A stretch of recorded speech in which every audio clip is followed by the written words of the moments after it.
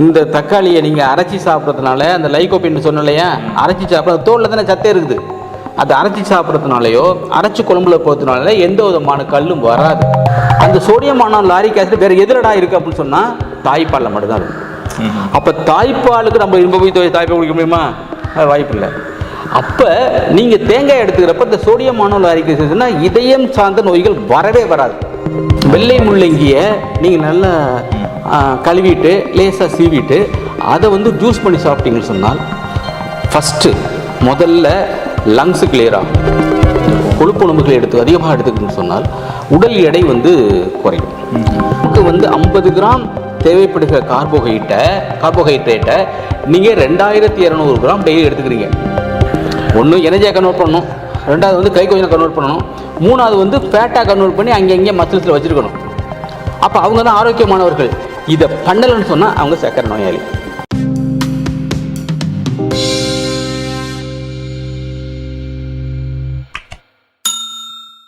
யோகம் பைலாகர்ஸ் பார்த்துட்டு இருக்கவங்க எல்லாருக்குமே இந்த பாஷாவுடைய வணக்கம். இன்றைக்கி நான் நெய்வேலியில் தாங்க இருக்கேன். நெய்வேலியில் வந்து நெய்வேலின்னு சொன்னாவே உங்களுக்கு தெரியும், நான் டாக்டர் பொன் அண்ணாதுரை சாரை தான் பார்க்க வந்திருக்கேன்.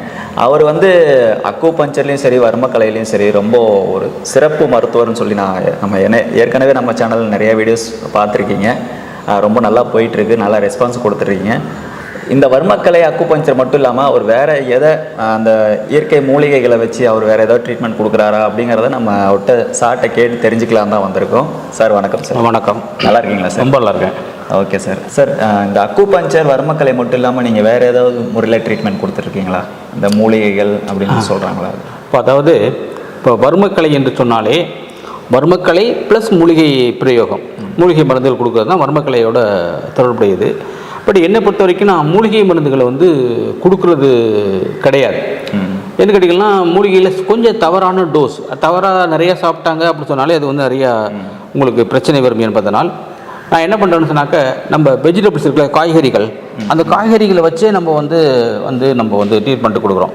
ஸோ இதில் ஏன்னு கேட்டிங்கன்னா இப்போ காய்கறிகளை வச்சு நம்ம ட்ரீட்மெண்ட் கொடுக்குறப்ப அந்த நம்ம வீட்டில் ஈஸியாக இருக்கிறது ஈஸியாக மக்கள் பயன்படுத்துவாங்க. இப்போ எடுத்துக்காட்டால் நம்ம வந்து இப்போ வந்து ஒரு கேன்சர் பேஷண்ட் வர்றாங்க அப்படின்னு சொன்னால் அவங்களுக்கு நம்ம என்ன நான் பரிந்துரை செய்கிறேன் என்று சொன்னால், நம்ம கேரட் இருக்கு இல்லையா, அந்த கேரட்டை ஜூஸ் பண்ணிக்கணும்.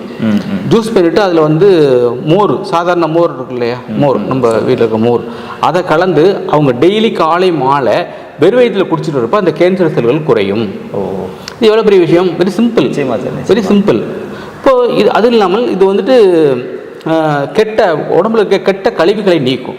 முதல்ல நாள் பார்த்தீங்கன்னா கெட்ட கழிவுகளை நீக்கிறோம். அடுத்து வந்து ஒபிசிட்டியை கண்ட்ரோல் பண்ணக்கூடியது. தேவையில்லாத கொழுப்பு, கெட்ட கொழுப்பு, அந்த கெட்ட கொழுப்பை நம்ம வெளியேற்றக்கூடிய திறன் வந்து இருக்குது. அது பீட்டா கரோட்டீன் அப்படிங்கிற ஒரு உயிர் வேதிப்பொருள் வந்து அதில் கேட்டில் இருக்கிறதுனால தான் அந்த மாதிரி அந்த நல்ல ரிசல்ட் கிடைக்குது. இது எவ்வளோ சிம்பிளாக இருக்குது பாருங்கள். இதை வந்து ஈஸியாக பண்ணலாம். அடுத்து வந்து பார்த்திங்கன்னா சொன்னால் இப்போ இது ஈஸியாக அவைலபிள். அடுத்து வந்து பார்த்திங்கன்னா பீட்ரூட் இருக்கு இல்லையா, இந்த கீமோகுளோபின் குறைவாக வருகிறவர்கள், அப்போ இந்த பெண்களுக்கு பெரும்பாலும் பார்த்தீங்கன்னு சொன்னால் இந்த மாதவிடாய் சுழற்சி இருப்பதனால அவங்களுக்கு வந்து நிறைய பிளட் லாஸ் இருக்கும். அவங்களுக்கு கீமோகுளோபின் அளவு வந்து குறைவாக இருக்கும். அந்த கீமோகுளோபின் குறைவாக இருப்பதற்கு நீங்கள் 48 நாட்கள் நம்ம பீட்ரூட் இருக்கு இல்லையா, அந்த பீட்ரூட்டை ஜூஸ் பண்ணியோ அல்லது பொரியல் பண்ணியோ அதை அவங்க எடுத்துக்கிறப்ப பார்த்தீங்கன்னு சொன்னால் வந்து உங்களுக்கு வந்து அந்த கீமோகுளோபின் ரைஸ் ஆகிடும் இயற்கையாக. இப்போ இதில் நான் என்ன சொல்கிறேன்னு சொன்னால், இப்போ நம்ம வீட்டில் என்ன பண்ணோம், ப்ராக்டிக்கலாக என்ன பண்ணுறோன்னு சொன்னால், ஒரு 1/4 கிலோ வாங்கிட்டு வருது, 1/4 கிலோ பீட்ரூட் வாங்கிட்டு வருது, அதை பொரியல் பண்ணுறது. வீட்டில் 6 பேர், அப்போ 1/4 கிலோ நீங்கள் போட்டிங்கன்னா 6 பேர் போட்டிங்கன்னா ஒரு ஆளுக்கு 25 கிராம் தான் வரும். பார்த்தீங்களா? அப்போ அதுக்கு நான் என்ன சொல்கிறேன்னு சொன்னால், இப்போது நிறைய ஒரு கிலோ வந்து பண்ணுங்கள். 1 கிலோ பண்ணிட்டு அந்த யாருக்கு கீமோகுளோபின் குறைவாக இருக்கோ அவங்களுக்கு வந்து ஒரு 1/4 கிலோ அளவு அவங்க டெய்லி எடுத்துக்கணும். அல்லது ஜூஸ் பண்ணி போட்டாலும் கொஞ்சம் தோற்பு இருக்கும். அதனால் நீங்கள் பெட்டர் அவங்க வந்து லைட்டாக பொரியல் பண்ணி ரொம்ப வேக வைக்காமல் நல்ல நெய்யில் நல்லா பொரியல் பண்ணி அதை எடுத்துக்கிட்டாங்க அவங்களுடைய கீமோகுளோபின்கள் வந்து ரைஸ் ஆகும்.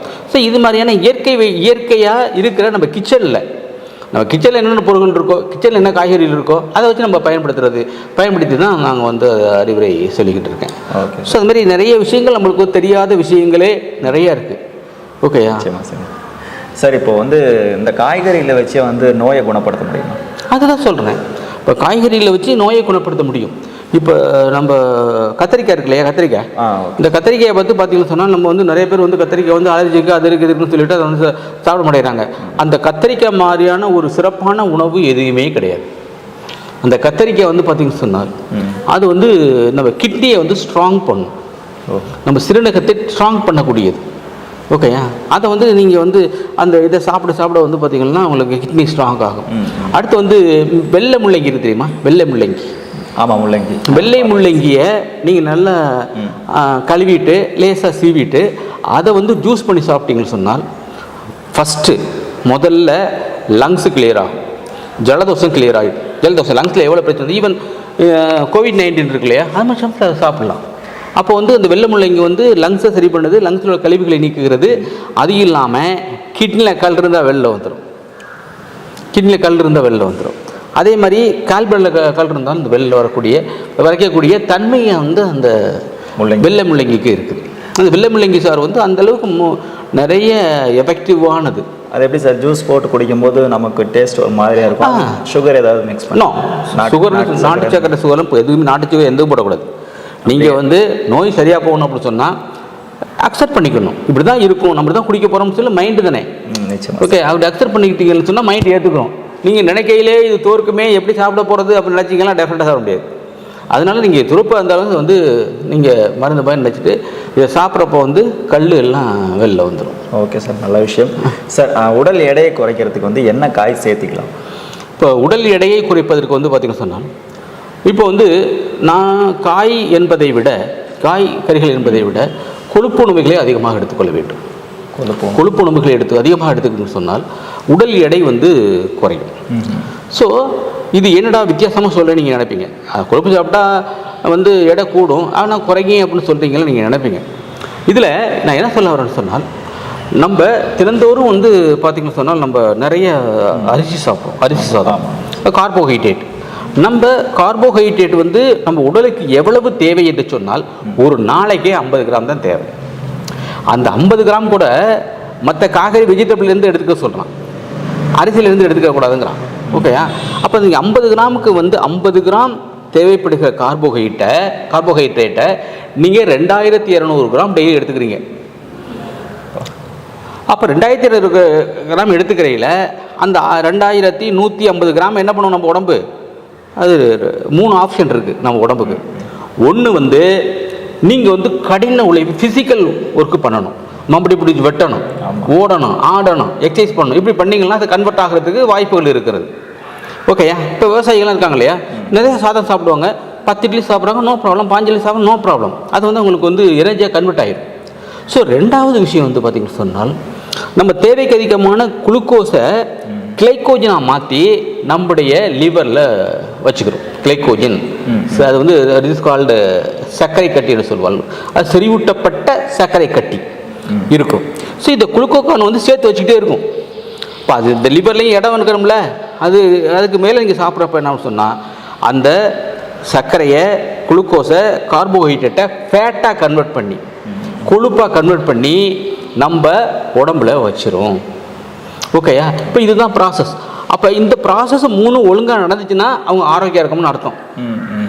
ஒன்று எனர்ஜியாக கன்வெர்ட் பண்ணணும், ரெண்டாவது வந்து கிளைக்கோஜனை கன்வெர்ட் பண்ணணும், மூணாவது வந்து ஃபேட்டாக கன்வெர்ட் பண்ணி அங்கே மசில்ஸில் வச்சுருக்கணும். அப்போ அவங்க தான் ஆரோக்கியமானவர்கள். இதை பண்ணலைன்னு சொன்னால் அவங்க சர்க்கரை நோயாளி. எப்படி? அப்போ நீங்கள் எனர்ஜியை கன்வெர்ட் பண்ணலன்னு சொன்னாக்க என்னாகும்? தேவையற்ற அதிகமான அந்த கார்போஹைட்ரேட்டை ரத்தத்தில் கலந்துடும். ரத்தத்தில் கலந்ததுக்கு பிறகு ரத்தத்தில் அதிகமாக கலக்கிறப்ப வந்து பார்த்தீங்கன்னு சொன்னால் உங்களுடைய சர்க்கரை அளவு ரத்தத்தில் அதிகமாக இருக்குது, கார்போஹைட்ரேட் உங்களுக்கு சர்க்கரை நோய் வந்துருச்சு அப்படின்னு வலசமான நோயாளி ஆக்கிடுவாங்க. இன்னொன்று என்ன பார்த்தீங்கன்னு சொன்னால் நம்ம ஒவ்வொரு குளுக்கோஸ் மாலிக்கூல் இருக்கு இல்லையா, மூலக்கூறுகள், ஒரு குளுக்கோஸ் மூலக்கூறு இருக்குல்ல, மாலிக்கூல் சொல்லுவாங்க. அந்த மாலிக்கூலை வந்து நம்முடைய செல்கள் அப்சர்வ் பண்ண சொன்னால் ஒரு மாலிக்கூல், ஒரு மூலக்கூறு இன்சுலின் தேவை. அப்போ இங்கிலீஷ் பேங்க்ரியாஸில் வந்து போதுமான அளவு சுரக்கிறப்ப தான் என்னாகும்? போதுமான சுரக்கிறப்ப தான் என்னாகும்? இந்த குளுக்கோஸ் மூலக்கூறு உள்ளே போகும். அப்போ நீங்கள் சுரக்கலை, இன்சுலின் சரியாக சுரக்கலை அப்படின்னு என்னாகும்? நீங்கள் சாப்பிட்றத கம்மி பண்ணிக்கணும். புரியுது உங்களுக்கு? குளுக்கோஸை சாப்பிட்றத கம்மி பண்ணியிருக்கோம், கம்மி பண்ணிக்கணும். அப்போ எவ்வளவு திறக்குதோ, இப்போ சக்கரை நோயாளி வருவதற்கு காரணம் வந்து டைப் 1 டைப் 2 டயபெட்டிஸ் சொல்கிறோம். இந்த டைப் 1 வந்து பார்த்திங்கன்னு சொன்னால் இயற்கையிலேயே அந்த நம்ம பேங்க்ரியாஸ் வந்து போதுமான அளவு இன்சுலின் சுரக்காமல் இருத்தல், அல்லது வந்து போதுமான அளவு சுரக்காமல் இருத்தல், அல்லது சுரக்காமல் இருத்தல், அது டைப் 1 சொல்கிறோம். இப்போ டைப் 2 டயபெட்டிக்னு சொன்னால் நீங்கள் வந்து சுரக்கும், ஆனால் அது நம்ம சிஸ்டத்தில், நம்ம மெட்டபாலிசத்தில் கன்வெர்ட் பண்ண முடியாது. ஏன் கன்வெர்ட் பண்ண முடியலை அப்படின்னா, நம்ம உடம்புக்கு அந்தளவுக்கு நாலேஜ் இருக்குது. என்ன நாலேஜ் சொன்னால், இதை வந்து நீ ஒரு தேவையற்ற கெட்ட குளுக்கோஸை, கெட்ட மூலக்கூறு உள்ள குளுக்கோஸை நீங்கள் போட்டிங்கன்னா உடம்பு அக்செப்ட் பண்ணாது, நிராகரிச்சிடும். அந்த நிராகரிக்கப்பட்ட குளுக்கோஸ் எதில் சேரும்? ரத்தத்தில் சேரும், இல்லை யூரினில் சேரும். அப்போ இதை தான் என்ன பண்ணுறோம்? சக்கரை நோய் என்று சொல்கிறோம். அப்போ பேசிக்காக எங்கே பிரச்சனை? நீ கார்போஹைட்ரேட் எடுத்துறதுனால பிரச்சனை. அப்போ கார்போஹைட்ரேட் நீங்கள் நல்ல கார்போஹைட்ரேட் எடுத்துக்கணும், அல்லது வந்து குறைவாக எடுத்துக்கணும். இதை தான் நான் சொல்ல வரேன். அப்படி எடுத்துக்கிறப்போ வந்து பார்த்தீங்கன்னா சொன்னால் உங்களுக்கு வந்துட்டு நல்ல ஒரு தீர்வு வந்து கிடைக்கும். ஸோ அதனால் நான் பெரும்பாலும் இந்த கிச்சனில் உள்ள பொருட்களை மட்டும் அவங்களை பரிந்துரை செய்து அந்த நோயை குணப்படுத்துவதற்கான உத்திகளை தான் நான் வந்து கையாளுறேன். மூலிகை வந்து நான் பெரும்பாலும் சொல்கிறதில்ல. ஏன்னா மூலிகை வந்து தவிர அவங்க ஏதாச்சும் புக்கை படிச்சிட்டிங்கன்னா அவங்களுக்கு நிறைய பக்க விளைவு வருவதற்கு வாய்ப்புகள் இருக்கிறது. அதாவது ஒரு நல்ல பாரம்பரியமாக பயன்படுத்திய மூலிகை வைத்தியர், அல்லது முறையாக படித்த சித்த வைத்தியர், அல்லது ஆயுர்வேத டாக்டர், இவங்கள்ட்ட தான் நீங்கள் கேட்டு அதை பண்ணணும். மொழியை நீங்கள் பாட்டு புக்கை படித்து அதை படித்து பண்ணிங்கன்னா சைடு எஃபெக்ட் வரும். ஸோ அது மாதிரி இருக்கிறது. Super sir. இப்போது கார்போஹைட்ரேட் வந்து சாப்பாடு அரிசி எடுத்துக்கிறதுனால கார்போஹைட்ரேட் அதிகமாக இருக்குன்றீங்க. ஸோ அப்போ அதுக்கு பதிலாக வந்து நல்ல கார்போஹைட்ரேட் எந்த மாதிரி உணவில் இருக்குது சார்? இப்போ நான் என்ன சொல்கிறேன்னா, நீங்கள் நல்ல கார்போஹைட்ரேட் இருக்குன்னு அது விளக்கமே சொல்ல முடியாது. ஏன்னு கேட்டிங்கன்னா, இப்போ நீங்கள் உங்கள் வீட்டில் வாங்குகிற அரிசி இருக்குல்ல, அந்த அரிசி எப்படி இருக்கணும்? ரொம்ப சின்னமாக இருக்கணும், பொழுன்னு இருக்கணும், வெள்ளையாக இருக்கணும், சாப்பாடு பூ மாதிரி இருக்கணும். அப்படி நீங்கள் கொடுத்தா தான் உங்களுடைய விருந்தாளி என்ன நினைப்பாங்க? நல்ல அருமையான சாப்பாடு கொடுத்தாங்க. ஆமாம். நீங்கள் மோட்டா பெருசாக கொஞ்சம் சிவப்பு கலராக கொடுத்தீங்கன்னா, என்னடா அது மொட்டையாக போட்டிருக்கோம், ஒரு மூட்டை பெருசாக சாப்பாடு போட்டிருக்காங்கன்னு சொல்கிறாங்க. சாப்பிட்ட மாதிரி சத்து அப்படி இருக்காங்க. அப்போ என்ன சொல்கிறேன்னு சொன்னால், அந்த காலத்தில் கைக்குத்தல் அரிசி பயன்படுத்துகிறாங்க. கைக்குத்தல் அரிசி போடுறாங்க. மில்லு இருக்குல்ல, மில்லு, ரைஸ் மில்லு, அதில் கொண்டு நெல்லை அவிச்சு அரைச்சி கொண்டு வந்து பயன்படுத்துகிறாங்க. அப்படி அரைக்கல பார்த்தீங்கன்னா, அந்த அரிசியினுடைய மேலே அந்த கவர் இருக்கு இல்லையா, அதில் கால்சியம் இருக்குது, மெக்னீசியம் இருக்குது, மேங்கனீஸ் இருக்குது, கோபால்ட் இருக்குது, செலினியம் இருக்குது. இவ்வளவு இது எண்ணற்ற உயிர் சத்துக்கள் இருக்கிறது. அந்த எண்ணற்ற சத்துக்கள், அந்த சத்துக்கள் இருந்துச்சுன்னு சொன்னால் நம்மளுக்கு நல்லது. அந்த சத்துக்கள் வந்து மிக குறைவாகத்தான் இருக்கும். மிக குறைவாக இருந்தால் கூட அது வந்து இந்த ரெகுலேட்டரி சிஸ்டம், அதாவது சிஸ்டத்தை வந்து ரெகுலேட் பண்ணுது. அதாவது குறைந்தளவே தேவைப்படும், ஆனால் மிக முக்கியமானது. அந்த குறைந்தளவு தேவைப்படுறது வந்து இதுக்கு ரெகுலேட்டரி மெட்டபாலிசம், ரெகுலேட்டரி சிஸ்டம். இதை சிம்பிளாக நான் சொல்ல போகணும்னு சொன்னால், ஒரு டிராஃபிக்கில் மாட்டிக்கிறீங்க. அங்கே ஒரு டிராஃபிக் போலீஸ் இருக்கார். இங்கிட்டு பார்த்தீங்கன்னா 20 கார் நிற்கி, இங்கிட்டு ஒரு 50 கார் நிற்கி, இங்கிட்டு பார்த்து நிறையா நிற்கி. அப்போ இருக்கையில் இது ரெகுலேட் பண்ணது யார்? ஒரே ஒரு போலீஸ் ஆஃபீஸர் வந்து ரெகுலேட் பண்ணுறாரு. அதுபோல் மிக குறைந்தளவே இருக்கிற கால்சியம், மிக குறைந்தவே இருக்கிற கோபால்ட்டு, மெக்னீசியம், மேங்கனீஸ், இதெல்லாம் என்ன பண்ணும்? ரெகுலேட் பண்ணும். இப்போ இந்த செலினியம் குறைவாக இருந்தால், செலினியம் குறைவாக இருந்துச்சுன்னா உங்களுக்கு வந்து சக்கரை நோய் வரும்.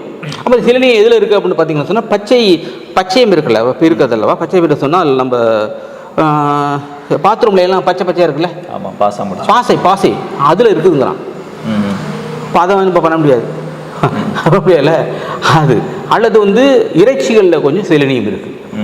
அப்போ அதை சாப்பிடல அப்படின்னு சொன்னால், பசலைக்கீரை, முருங்கைக்கீரை, இது மாதிரியான கீரைகளை வந்து நீங்கள் சமைச்சு சாப்பிட்டீங்கன்னா அந்த செலினியம், மெக்னீசியம், மேங்கனீஸ்லாம் இருக்கும். அதெல்லாம் சாப்பிட மாட்டேங்கிறமே, பிள்ளைங்க சாப்பிட மாட்டேங்குதே. அப்போ என்ன பண்ணுறது? ஓகேயா? அப்போ இது மாதிரியான காய்கறி உணவுகளை நீங்கள் எடுத்துக்கொள்கின்ற பொழுது உங்களுக்கு வந்து நல்ல வந்து நோய் வந்து வரும். அப்போ கார்போஹைட்ரேட்டை வந்து நல்ல கார்போஹைட்ரேட்னு சொன்னால், நான் என்ன பரிந்துரை செய்யணும்னா, அரிசி சாப்பிட்றியா? ஒரு கருப்பு கவுனி அரிசி, மாப்பிள்ளை சம்பா அரிசி, அப்போ இயற்கையாக விளையப்பட்டு இயற்கையாக தீட்டப்பட்ட அரிசிகள் இருந்துச்சுன்னா வாங்கி பண்ணுங்கள். இயற்கை எங்கே வச்சுருப்பாங்க, அதில் வந்து பண்ணால் தான் பண்ணுவேன். அதெல்லாம் சாப்பிடாமே இருங்க, பெட்டராக தான். சார் இப்போது அரிசி சாப்பிட வேணான்றீங்க, அதுக்கு பதிலாக வேறு என்ன சார் எடுத்துக்கிறது நம்ம? ஏன்னா இப்போ நம்ம வீட்டுக்குன்னு போனாவே பெரும்பாலும் சாப்பாடு சாப்பிட்டா தான் வயிறு நம்ம மாதிரி இருக்கும். சரி, நீங்கள் கேட்குற கேள்வி சரிதான். நம்ம சாப்பிட்டு சோறு சாப்பிட்டு பழைய போயிட்டோம். அப்போ நீங்கள் எதுக்காக சாப்பிட்றீங்க? நான் உங்களை ஒரு கேள்வி கேட்குறேன். நீங்கள் எதுக்காக நம்ம சாப்பிட்றோம்? உயிர் வாழ்றதுக்கு. உயிர் வாழ்வதற்கு. உயிர் வாழ்வதற்காக சாப்பிட்றோம். உயிர் வாழ்வதற்காக சாப்பிட்றோம். நான் என்ன சொல்கிறேன்னா, நம்ம சாப்பிட்றது பார்த்திங்கன்னா பசி. இந்த பசி நம்மளை ஆண்டவன் சிஸ்டம் படைக்கலைன்னா நம்ம ஓட மாட்டோம். பசிக்கெல்லாம் சும்மா கம்முன்னு கொஞ்சம் தான் பசிக்க மாட்டேங்குதே, எதுக்கு உழைக்கணும்? ஓகே, எதுக்கு உழைக்கணும்? அப்போ பசிக்காக சாப்பிட்றோம். அது ஏழை எளிய மக்கள், அடித்தட்டு மக்கள், உணவில்லாத மக்கள் பசிக்காக சாப்பிட்றாங்க. நீங்கள் ருசிக்காக சாப்பிட்றீங்க. நீங்கள் ருசி பார்த்தீங்கன்னா டிஃப்ரெண்டான ஐட்டம் அதெல்லாம் ரெடி பண்ணி சாப்பிட்றீங்க. நீங்கள் ரெண்டாவது கேட்டகரி. மூணாவது என்ன? எனர்ஜி. நம்ம சாப்பிட்றது வந்து ஃபஸ்ட்டு வந்து பசி, அடுத்து வந்து ருசி, இன்னொன்று எனர்ஜி. அப்போ இந்த எனர்ஜி அப்படிங்கிறது பார்த்திங்கன்னா சக்தி. நான் சாப்பிடாட்டி சக்தி உழைக்க முடியும், கன்வெர்ட் பண்ண முடியும். இப்போ நீங்கள் மம்படி பிடிச்சி வெட்டுறவங்களுக்கு தான் நீங்கள் வந்துட்டு எனர்ஜி தேவையை நினைக்கக்கூடாது. இப்போ நீங்கள் திங்க் பண்ணுறீங்க, நீங்கள் நிறைய திங்க் பண்ணுறீங்க, எப்படி நம்ம பண்ணுறது, எப்படி ஷூட் பண்ணலாம், எப்படி பண்ணலாம், எப்படி ப்ரொமோட் பண்ணலாம் அப்படின்னு திங்க் பண்ணுறீங்க இல்லையா? அது கூட அதுக்கு எனர்ஜி தேவை. ஸோ இது மாதிரி எனர்ஜி தேவை. இதுக்காக தான் நம்ம சாப்பிட்றோம். நான் என்ன சொல்கிறேன்னு சொன்னால், நீங்கள் வந்து காலையில் 4 இட்லி சாப்பிடுவீங்களா? சாப்பிடுங்க. 4 முட்டை சாப்பிடுங்க. இட்லி பதிலாக 4 முட்டை, அது 25 ரூபா. 4 இட்லி எவ்வளவு? வீட்டில் சாப்பிட்டா நோ ப்ராப்ளம். வெளில சாப்பிட்டா 5 ரூபா சொல்கிறான்னு வச்சுருவோம். 5 ரூபா 10 ரூபாயோ, ஓகே 10 ரூபா வச்சுருவோமே. 5 முட்டை 5 இட்லி வந்து 50 ரூபாயா? நான் என்ன சொல்கிறேன், 5 முட்டை சாப்பிடுங்க, பாயில்டு எக் சாப்பிடுங்க. அதை சாப்பிட அது 4 ரூபா 50 பைசா தான். ஐ திங்கோ 25 ரூபா 25 ரூபாயில் முடிஞ்சு போச்சுல. அப்போ எனர்ஜி. அப்போ இதில் வந்து கேட்டிங்கன்னா நிறைய பேர் சார் முட்டையை வந்து சாப்பிட்டா கொழுப்பில் சார்பாங்க. நான் வந்து அந்த உள்ளே இருக்குல்ல உட்கரு அந்த உட்கரு வந்து சாப்பிடக்கூடாது, தூக்கி வச்சுருவாங்க. நான் என்ன சொல்லுவேன், அந்த வெள்ளையை தூக்கி வச்சிரு, உட்கருவை சாப்பிடு. அந்த உட்கருல தான் சத்துக்கள் இருக்கிறது. வெள்ளை வேஸ்ட், அது குப்பையில் போட்டுடலாம். அதை மஞ்சக்கரு இருக்கு இல்லையா, மஞ்சக்கரில் தான் அவ்வளோ சத்துக்கள் இருக்கிறது. நான் சொல்கிற இந்த கோபால்ட், மெக்னீசியம், செலினியம் போன்ற மைக்ரோ மில்லிகிராம் அளவு தேவைப்படுகின்ற அந்த சத்துக்கள் அங்கே இருக்கிறது. அதைத்தான் சாப்பிடணும். நீங்கள் சக்கையை சாப்பிட்டா என்ன பண்ண போகிறோம்? நீங்கள் அதுக்கு சோறு திங்கிறதுக்கு அந்த வெள்ளைக்கரு திங்கிறது ஒன்று தான். ஓகேயா? அதனால நீங்கள் என்ன சொல்கிறேன்னா அது மாதிரி அதை சாப்பிட்டுக்கோங்க. அடுத்து வந்து பார்த்திங்கன்னு சொன்னால், நீங்கள் நான்வெஜ் பிரியர் என்று சொன்னால் மட்டன் சாப்பிட்லாம், சிக்கன் சாப்பிட்லாம், ஃபிஷ் சாப்பிட்லாம். ஸோ இது மாதிரி சாப்பிட்டுட்டிங்கன்னா உங்களுக்கு வந்து ஆரம்பத்தில் இந்த உடம்பு தடுமாறும். என்னடா அது இவ்வளோ நாள் கார்போஹைட்ரேட் சாப்பிட்டு இருந்தவன் இப்போ திடுதுப்புன்னு அதை நிறுத்திட்டு வந்து ஃபேட்டு சாப்பிட்றாரு அப்படின்னு உடம்பு இப்படி தடுமாறும் ஒரு வாரம். அப்போ வந்து பழக்கப்படுத்திக்கிறோம். இனிமேல் பாஷா முட்டை தான் சாப்பிடுவார், மட்டன் தான் சாப்பிடுவார் அப்படின்னு சொல்லி உங்கள் சிஸ்டம் என்ன பண்ணும், உங்களே கரெக்ட் பண்ணிக்கிறோம். அப்போ கரெக்ட் பண்ணிட்டு அதுக்கு அடாப்ட் ஆயிரும். அது அடாப்ட் ஆனதுக்கு பிறகு உங்களுக்கு ருசி கிடைக்குது, பசி சரியாக போகுது, ருசி கிடைக்குது, எனர்ஜி கிடைக்குது. எனர்ஜி பல மடங்கு எனர்ஜி கிடைக்கும். ஓகேயா? அப்போ வந்து உங்களுக்கு வந்து அது மாதிரி இருக்கும். இப்போ வந்து பெரும்பாலும் ஜாயின்ட் பெயின் வருது இல்லையா, ஜாயின்ட் பெயின் வருது, கழுத்து வலி, இடுப்பு வலி, அந்த வலிலாம் வருது இல்லையா, அதுக்கு என்ன தெரியுமா, என்ன காரணம் தெரியுமா? Lack of fat. கொழுப்பு குறைவாக இருப்பது, அந்த உராய்வுத்தன்மை குறைந்து போகிறதுனால தான் உங்களுக்கு வந்து ஜாயின்ட் பெயினே வருது. அடுத்து ஹார்மோன் செக்ரிகேஷன். நம்ம உடம்புல எண்ணற்ற ஹார்மோன்ஸ் இருக்குது. அந்த ஹார்மோன்ஸ்லாம் உற்பத்தியாக வேண்டும் என்று சொன்னால், சுரக்க வேண்டும் என்று சொன்னால் அதுக்கு கொழுப்பு மிக மிக மிக முக்கியம். அதனால நீங்கள் அதுக்கு என்ன சொல்கிறேன்னாக்கா, அது கொழுப்புனா எது நல்ல கொழுப்பு என்று பார்க்க வேண்டும். இப்போ நல்ல கொழுப்பு என்ன சொன்னீங்கன்னா, நான்வெஜ் சாப்பிட்றீங்கன்னா மட்டன் சாப்பிட்லாம், சிக்கன் சாப்பிட்லாம், அந்த கொழுப்பு இருக்குல்லையே அதை சாப்பிடணும். ஓகேயா? இப்போ நான்வெஜ் சாப்பிடலாம், பால் தான் சாப்பிடலாம், பால் சாப்பிட்லாம், தயிர் சாப்பிட்லாம், நெய், வெண்ணெய் இது மாதிரி வந்து சாப்பிட்டுக்கலாம். இப்போ எனக்கு பிடிச்ச மார்னிங் டிஃபன் தெரியுமா? ஃபுல்லட் ப்ரூஃப் காஃபி. ஃபுல்லட் ப்ரூஃப் அப்படின்னு சொன்னால், பால் இருக்குல்ல, பாலை நல்லா காய்ச்சிடுங்க, அதில் காப்பி தூள் போட்டுக்கோங்க, 2 ஸ்பூன் வெண்ணெய் போட்டுக்கிறங்க, ஜீனி எவ்வளோன்னு போட்டுருங்க, அந்த சோத்தை விட ஒன்றும் ஜீனி கெடுதல் கிடையாது, போட்டுட்டு அதை குடிங்க. அவ்வளோ பிரமாதமாக இருக்கும். இப்போ ஒரு 100 ml அதாவது 150 ml சாப்பிட்டீங்கன்னு சொன்னால் உங்களுக்கு வந்து 1 மணி வரைக்கும் பசிக்காது. அது ஒன்றே போதும். அது எனர்ஜி கொடுக்குது. அது எனர்ஜி பசியை அடங்கிடுது, எனர்ஜி கொடுக்குது. அப்புறம் என்ன வேணும் உங்களுக்கு? அது மாதிரி சாப்பிட்டுக்கலாம். ஸோ இது மாதிரியான நீங்கள் அது என்ன சொல்கிறேன்னு சொன்னால், நீங்கள் ஆயில் பயன்படுத்துகிறீங்க இல்லையா உங்கள் உணவில், அந்த ஆயில் பயன்படுத்துகிறது தான் மிக மிக முக்கியம். நீங்கள் எண்ணெயை மாற்றுறீங்கன்னு சொன்னால், எண்ணெயை நாட் மீன்ஸ் எண்ணெய் ஆயிலை அதில் மாற்றுறீங்கன்னு சொன்னால், தேங்காய் எண்ணெய், கடலெண்ணெய், நல்லெண்ணெய், ஆட்டின தரம்னு செக்கில். ஓகேயா? இதில் இதை நீங்கள் சாப்பிட்றப்போ உங்களுக்கு நல்லா கொழுப்பு கிடக்கும், நல்லா திரகாத்தமாக இருக்கும், நோய் அறவே போயிடும். இது இந்த பெரும்பாலும் என்ன பண்ணுவாங்க, நாங்கள் தேங்காய் சாப்பிட்றன்னு சொல்லிட்டு என்ன பண்ணிடுறாங்க, நம்மளை தடுத்துடுறாங்க. அந்த தேங்காயில் சோடியம் மானோலாரிக் ஆசிட் இருக்குது. அந்த சோடியம் மானோலாரிக் ஆசிட் வேறு எதிரடா இருக்குது அப்படின்னு சொன்னால் தாய்ப்பாலில் மட்டும்தான் இருக்குது. அப்போ தாய்ப்பாலுக்கு நம்ம இரும்ப போய் தாய்ப்பால் குடிக்க முடியுமா? அது வாய்ப்பு இல்லை. அப்போ நீங்கள் தேங்காய் எடுத்துக்கிறப்ப இந்த சோடியம் மானோலாரிக் ஆசிட்னா இதயம் சார்ந்த நோய்கள் வரவே வராது, கேன்சர் வரவே வராது. அப்போ ஒரு நாளைக்கு நல்லா முத்தின தேங்காய் அரை மூடி சாப்பிட்டீங்கன்னு சொன்னால் உங்களுக்கு எந்த நோயுமே வராது. ஒரு நாளைக்கு ஒரு தேங்காய் எடுத்துக்க ஒரு தேங்காய் எடுத்துருங்க. அதாவது அதாவது இன்னும் அப்படி முன்னோர்கள் நம்ம பாருங்கள், இன்னும் புத்திசாலிங்க. நீ தேங்காய் சாப்பிட்ற நல்லா போகணும்னு சொன்னால் வந்துட்டான், தேங்காய் படை அவன் சாமிக்கு வை, அப்போ கட் பண்ணிட்டு வேஸ்ட் ஆகுது சாப்பிடு அப்படின்னு சொல்லி, இப்போ தேங்காய் சட்னி சாப்பிடக்கூடாது, அது சாப்பிடக்கூடாது சொல்லி. இப்போ நான் என்ன சொல்லுவேன்னா, தேங்காய் சட்னி மட்டும் சாப்பிடு, இட்லி சாப்பிடாத. தக்காளி சட்னி சாப்பிடு, அது சாப்பிடாது. இப்போ இந்த தக்காளி என்றால் ஞாபகம் வருகிறது. இப்போ தக்காளி இருக்கு இல்லையா, அந்த தக்காளியில் லைகோபீன் அப்படிங்கிற ஒரு உயிர் வேதிப்பொருள் இருக்குது. அது ஹார்ட்டுக்கு நல்லது, ஸ்கின்னுக்கு நல்லது, ஸ்கின் பளபளப்புன்னு ஆயிடும். அப்போ நீங்கள் தக்காளி என்ன பண்ணுறீங்க, கட் பண்ணி சின்ன பட்டி சாம்பாரில் போட்டீங்க, ரசத்தில் போட்டீங்க, சாப்பிட எடுத்து வச்சுருங்க. அப்போ அந்த ஸ்கின்னில் தானே லைகோபீன் இருக்குது.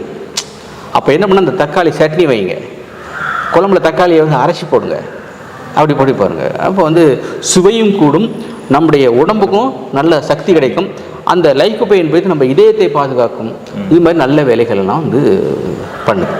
சார், இப்போது பேசிட்டு இருக்கும்போது தக்காளியை நல்லா அரைச்சி குழம்புல சேர்த்திக்கிங்க, ரொம்ப உடம்புக்கு நல்லது அப்படின்னு சொன்னீங்க.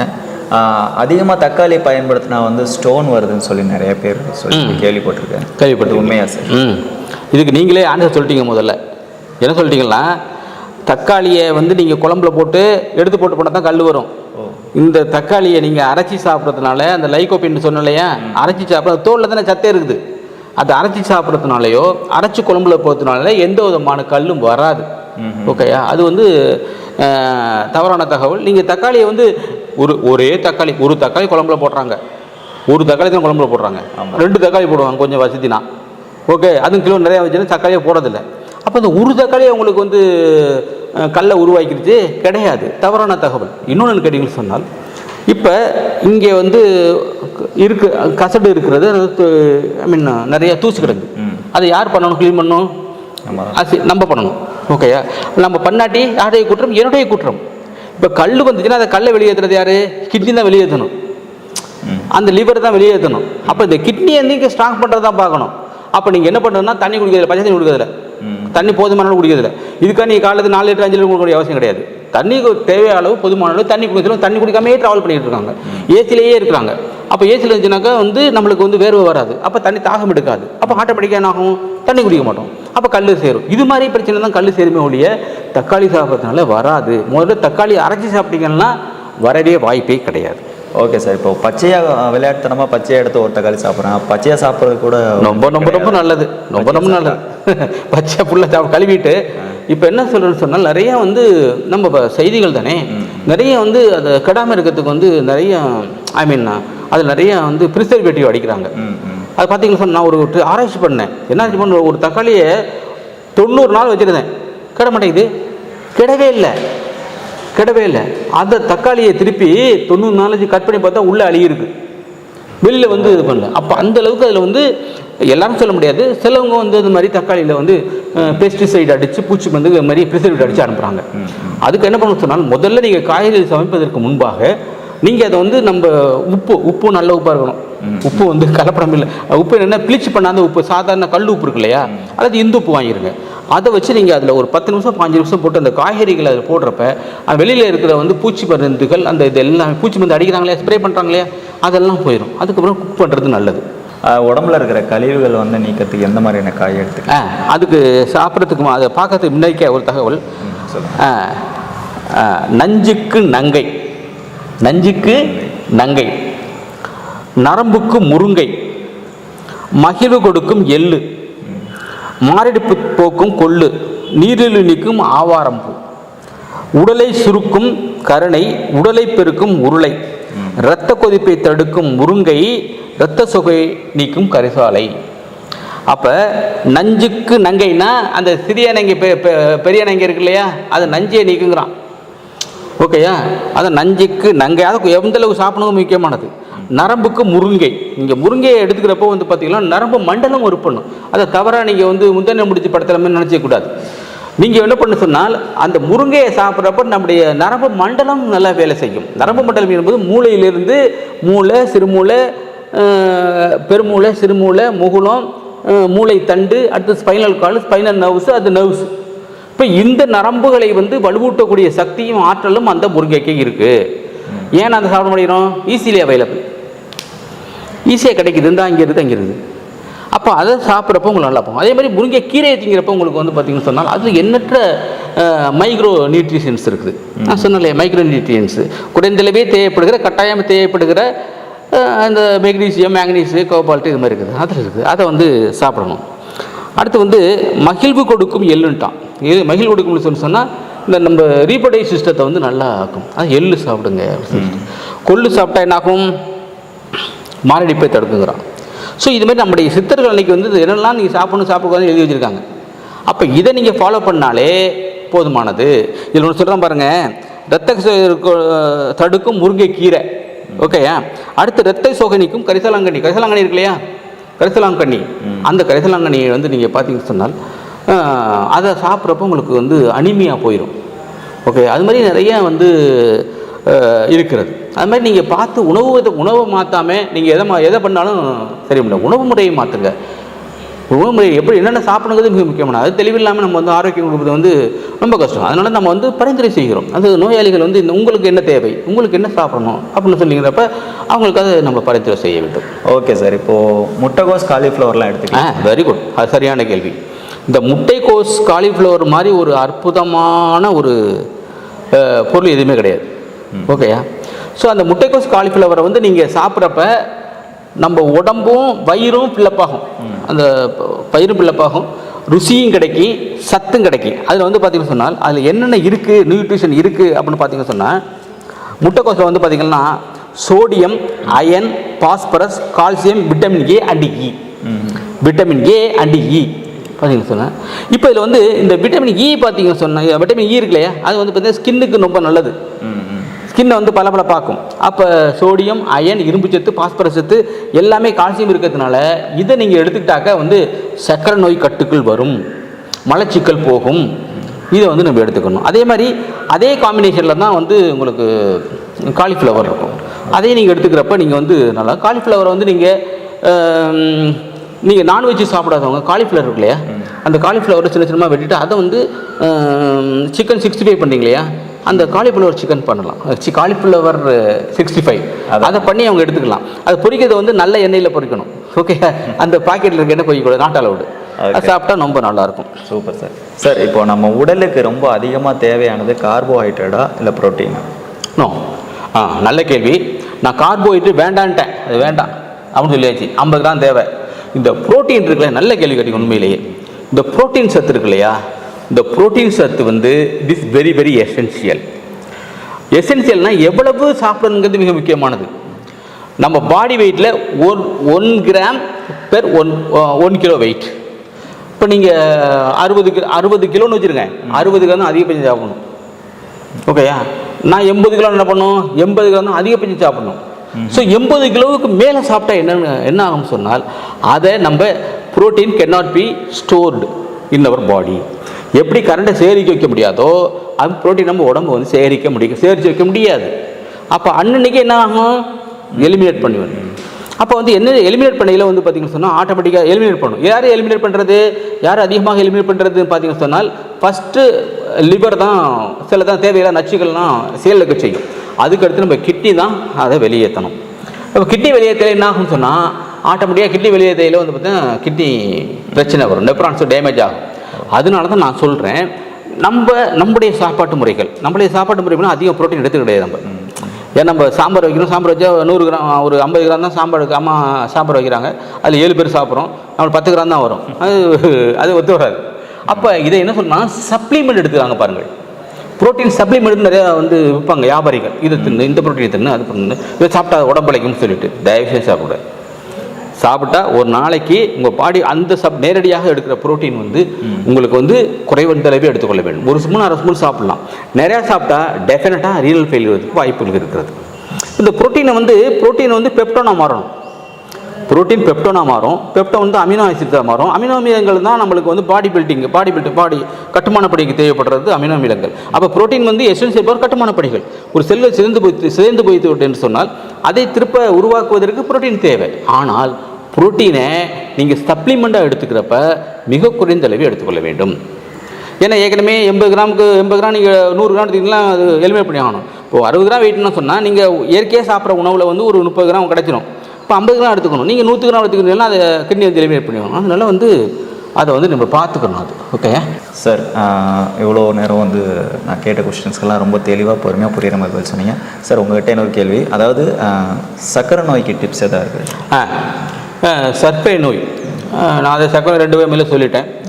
ஒன்று வந்து டைப் 1, டைப் 2 கெஸ்டேஷனல், இன்னொன்றுக்கு பிரசவ காலத்தில் ஏற்படுற சர்க்கரை நோய், அதாவது அதை மாதிரி சொல்கிறது பிரெக்னன்சி ஆகிற நேரத்தில் அதை சமயத்தில் சர்க்கரை அது போயிடும். இதில் அது சர்க்கரை விதி நிறைய நான் விளக்கம் சொல்லிட்டேன். இதை மெயின்டைன் பண்ணுறதுக்கு என்ன பண்ணணும் அப்படிங்கிறது உங்களுடைய கேள்வி. ஸோ இதில் வந்து நீங்கள் இந்த உணவு கட்டுப்பாட்டில் வந்து low carb, high fat, high fibrous, low carbohydrate மிக குறைவாக எடுத்துக்கிட்டு அதிக கொழுப்பு, அதிக நார்ச்சத்து உணவுகள் எடுத்துக்கொள்ள வேண்டும். இப்போ கொழுப்புனா தெரியும், கொழுப்புனா நல்ல கொழுப்பு. நீங்கள் வந்து வெண்ணெய், நெய், அது இது மட்டன், சிக்கன், ஃபிஷ் இது மாதிரி சாப்பிட போகிறீங்க. இதில் வந்து நார்ச்சத்துனா என்னென்னு கேட்பாங்க. நார்ச்சத்துனா இது நார்ச்சத்து உள்ள உணவுகள் சாப்பிடப்பாங்க. நார்ச்சத்து என்று சொன்னால் சத்து குறைவாகவும் சக்கை அதிகமாக இருக்கிறது தான் நார்ச்சத்துன்னு சொல்கிறோம். ஃபைப்ரஸ் ஃபுட்னு சொல்கிறது. அது வந்து எதில் இருக்கிற சொன்னால் காய்கறிகளையும் பழங்கள்லேயும் இருக்குது. நார்ச்சத்து மிகையான உணவுகள் சொன்னால் காய்கறிகளையும் பழங்கள்லேயும் இருக்குது. அதை வந்து அதிகமாக எடுத்துக்கணும். இப்போ என்ன சிம்பிளாக சொல்கிறாந்தா, நீங்கள் இப்போ உணவு முறை சோறு இவ்வளவு வந்து காய், நான் இவ்வளவு காய் இவ்வளோ சோறு அப்படியே மாற்றுங்க.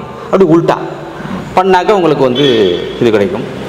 இப்போ சர்க்கரை நோயாளிகள் வந்து அவங்கள எப்படி அதை மெயின்டைன் பண்ணணும் அப்படின்னு சொன்னால், அவங்க வந்து இந்த கார்போஹைட்ரேட் சாப்பிட்டாங்கன்னா அதை எனர்ஜியாக கன்வெர்ட் பண்ணுறதுக்கு உள்ள எக்ஸசைஸு, வாக்கிங் இது மாதிரி அதை வந்து பண்ணிக்கலாம். அது இல்லாமல் நான் ஒரு எளிய மருந்து நான் சொல்கிறேன் உங்களுக்கு. அதை வந்து நீங்கள் எடுத்துக்கிட்டாங்கன்னு சொன்னால் டெஃபினட்டாக அவங்க வாழ்க்கையில் வந்து நல்ல சர்க்கரை வியாதி கட்டுக்குள் வரும். என்ன கேட்டீங்கன்னு சொன்னால், இப்போ இந்த நம்ம என்ன பண்ண சொன்னால், முதல்ல வந்து வெந்தயம் இருக்கு இல்லையா, வெந்தயம் வந்து 1 பங்கு, சீரகம் 1.5 பங்கு. வெந்தயம் எவ்வளோ சொன்னேன்? 1 பங்கு. சீரகத்தின சொன்னேன் 1.5 பங்கு. மிளகு இருக்கு இல்லையா, அது 4 பங்கு. இப்போ ஒரு எடுத்துக்காட்டுக்கு இப்போ 10 கிராம் வெந்தயம் சேர்க்குறீங்க. அப்போ சீரகம் எவ்வளோ சேர்க்கணும்? 15 கிராம். மிளகு எவ்வளோ சேர்க்கணும்? 40 கிராம். இதை நாளையே அரைச்சி வச்சுட்டு நீங்கள் அதை வந்து உணவுலையோ ரசத்துலையோ ஒரு ஸ்பூன் அளவு உணவு சாப்பிட்ற அதுலையோ இல்லிட்டு ஏதாச்சும் போட்டு அதை வந்து அவங்க டெய்லி சாப்பிட்டு வர வந்து சர்க்கரை வியாதி வந்து கட்டுக்குள் வரும். ஓகே, அது வந்து சர்க்கரை வியாதி கட்டுக்குள் வரும். இதை நான் சொல்லலை, வள்ளலார் சொல்லியிருக்கார். வள்ளலார் சுவாமிகள் வந்து வள்ளலார் இருக்கார் இல்லையா, வடலூர், அவங்க வந்து இதை சொல்லியிருக்காங்க. வள்ளலார் சொல்லியிருக்காரு சார். இப்போ நீங்கள் தான் சொல்கிறீங்க.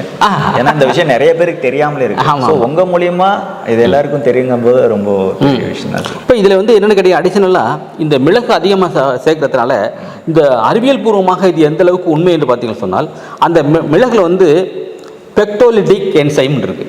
பெக்டோலிட்டிக் என்சைம் அப்படிங்கிறது மிளகு வந்து அதிகமாக இருக்குது. அதில் 40% 4 பங்கு மிளகு சேர்த்துட்டோம் இல்லையா, அதை எடுத்துக்கிறப்ப வந்து பார்த்தீங்கன்னு சொன்னால் உங்களுக்கு வந்து இது எல்லாமே சரியாக போகும். இதய நோய் சரியாக போகும், ஹை பிளட் ப்ரெஷர் சரியாக போகும், மூட்டு வலிகள் சரியாக போகும், ஆஸ்மா சரியாக போகும். இவ்வளவு வியாதியும் அந்த நான் சொன்னது இருக்கு இல்லையா, 10, 15 + 40 இது 3 இதை எடுத்து நீங்கள் அப்பப்போ சாப்பிட்டா இதை வந்து அவங்க சாப்பிட்றப்போ நல்ல ரிசல்ட் கிடைக்கும். அது எப்படி சார், பவுடர் மாதிரி நம்ம பொடி மாதிரி அரைச்சி வச்சு அது என்ன பண்ணணும் சொன்னால், லைட்டாக வறுத்துக்கணும், ரொம்ப வரக்கூடாது. இளம் வறுவலை வறுத்துக்கணும்.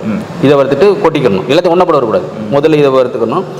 முதல்ல வெந்தயத்தை வறுத்துக்கணும், அடுத்து வந்து சீரகத்தை வறுத்துக்கணும், அடுத்து மிளகை லைட்டாக வறுத்துக்கணும். 3 இறைச்சி நல்லா மிக்சியில் போட்டு நல்லா அடிச்சுட்டு அதை டைட்டாக அந்த வாசனை அதனுடைய பவர் போகாமல் நல்லா டைட்டான பாட்டிலில் போட்டு அரைச்சி வச்சுக்கணும். அப்பப்போ நீங்கள் அதை வந்து நீங்கள் சாப்பிட்ற உணவுகளில் வந்து கலந்து சாப்பிட்டீங்கன்னா போகும். இல்லை அதில் உணவு சாப்பிட்றீங்கன்னு சொன்னால் சின்ன சுடுதலில் கலந்து அப்படியே குடிச்சிட வேண்டியதான். 3 வேளை குடிச்சிட்டாங்கனாக்கா இந்த சக்கரை நோயாளிக்கு ஒரு பெரிய அருமருந்து.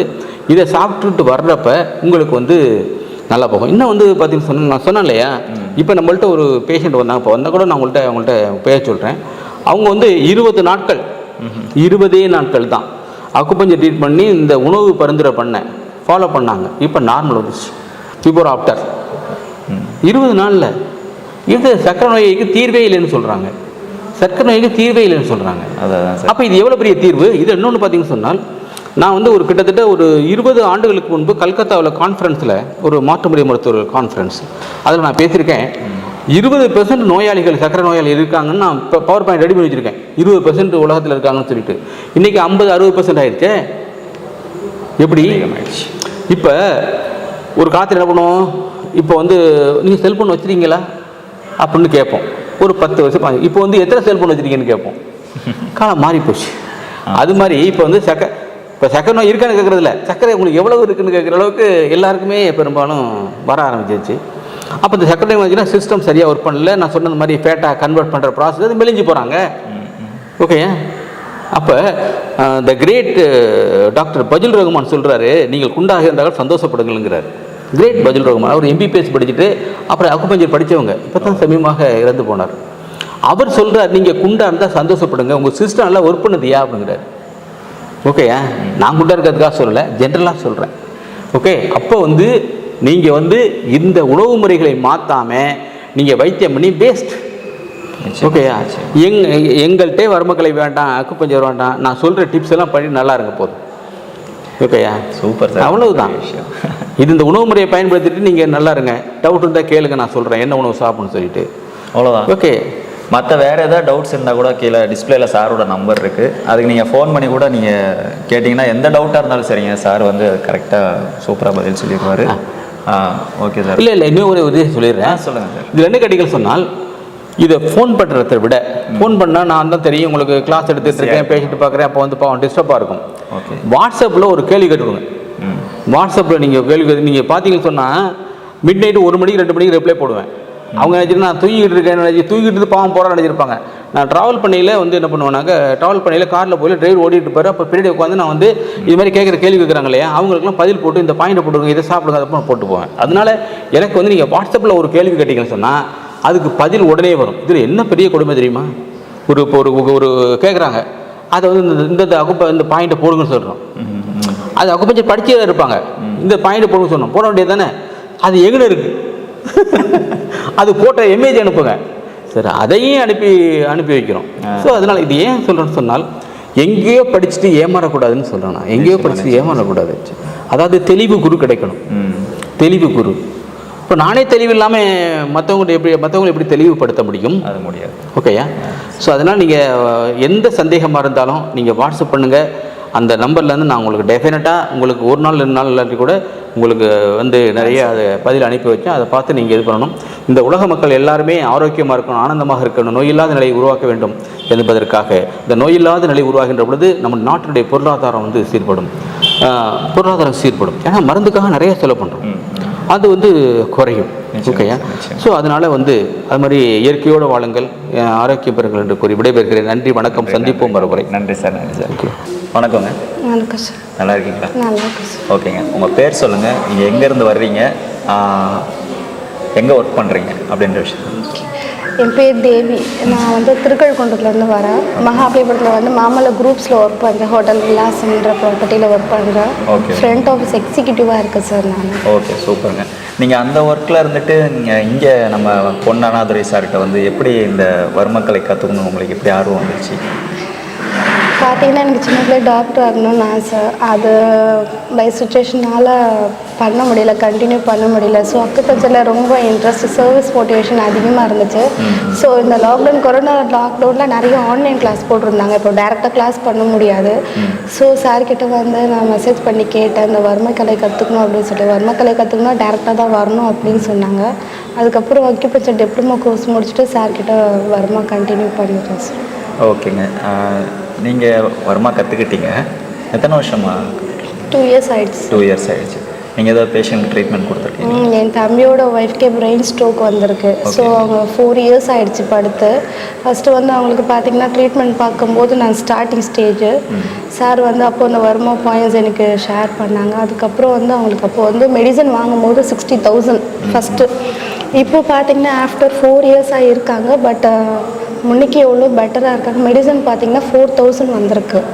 இந்த வர்மா பாயிண்ட்ஸ், இந்த வர்மாவும் அக்யூபஞ்சர் மட்டும் தான் பண்ணுறோம். சப்போர்ட்டிங் கேருக்கு வந்து அந்த 4,000க்கு மெடிசன் வந்து வாங்கி கொடுத்துட்ருக்கோம். Okay, super. அப்போ இருந்ததுக்கு இப்போ எவ்வளோ பெட்டராக இருக்காங்க. இப்போ நம்மள மாதிரி தான் இருக்காங்க. அவங்களுக்கு என்னென்னா அந்த ரெக்குயர்மெண்ட் கொஞ்சம் வரணும், கொஞ்சம் அது வந்து டிலே ஆகும் தான். ஓகே, வேறு ஏதாவது அனுபவங்கள் இருக்குது? அப்போது ஹோட்டலில் பார்த்தீங்கன்னா அப்போது இந்த செஸ் காம்படிஷன் நடக்கும்போது ஒரு கெஸ்ட்டு வந்திருந்தாங்க. அப்போ பார்த்தீங்கன்னா அவருக்கு லெக் இன்ஜுரியாக இருந்துச்சு. அவர் 5 years ஒரு ப்ரிசர்வேஷனில் வச்சுட்டு ட்ரீட்மெண்ட் பண்ணி வந்தாங்க. அப்பயும் நடக்க முடியல.